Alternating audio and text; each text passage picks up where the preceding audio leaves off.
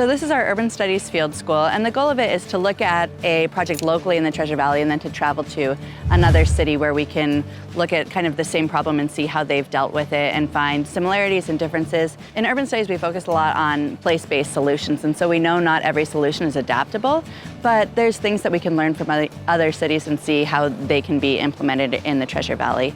So looking at riverfront development in Star, Idaho, Star's growing really, really fast. They've created this amazing plan to grow into, kind of a vision, but it's also really practical, things they can start working on now. Hey guys. In Chicago, it's the place that had the first comprehensive plan ever. So in 1909, Daniel Burnham created this plan, and really, like, when he talked about the plan, he talked about there was vision embedded in it, but it was also practicality. As Chicago was growing really, really fast, they wanted things that they could work on now to kind of grow into that vision. So we see some similarities there.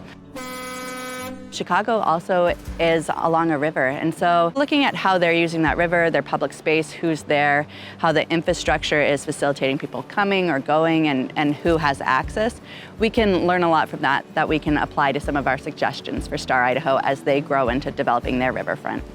Yeah!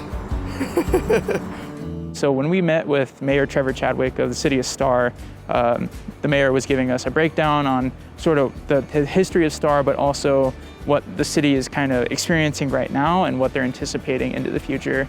So they've seen some of the most explosive growth out of any city in the Treasure Valley. They started out extremely small, and now they have almost 20,000 people that they have to deal with.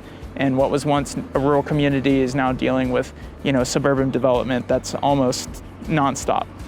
And so he was giving us an idea of what it's like to deal with that and how they want to plan for it in the future, because better planning makes a better community overall. I'm really hopeful this class will take our South of River plan that we have and really expand on our vision, right? We have the bubble vision, but give me a little more detail and get more in depth on what this could look like and what amenities could be there and what the community atmosphere will be, right? And the excitement that it'll bring and bring in folks to come and play down in the South River Plan area.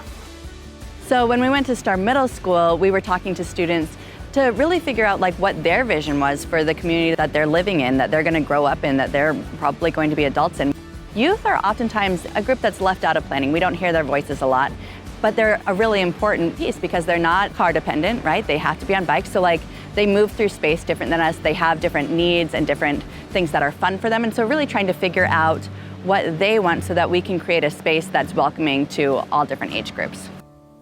For me, urban planning has been a great way to interact with the space and area that I live in. And studying this here at Boise State has really given me the opportunity to enjoy and appreciate the space that I have, always been living in. So it's been awesome for me to just understand how the planning process behind major metropolitan areas, how it works, and really understanding, how different amenities throughout different cities impact the way that I use the space. I'm just so grateful for our community partners, for the mayor of Star speaking with us, letting us work on his plan, for Star Middle School students and their teacher, Mrs. Stein, for giving us time to come in and work with us and be able to hear their ideas, to Boise State for creating opportunities like this for students to go out, and then, of course, my students who are just incredible people. I feel so much gratitude at the end of this experience.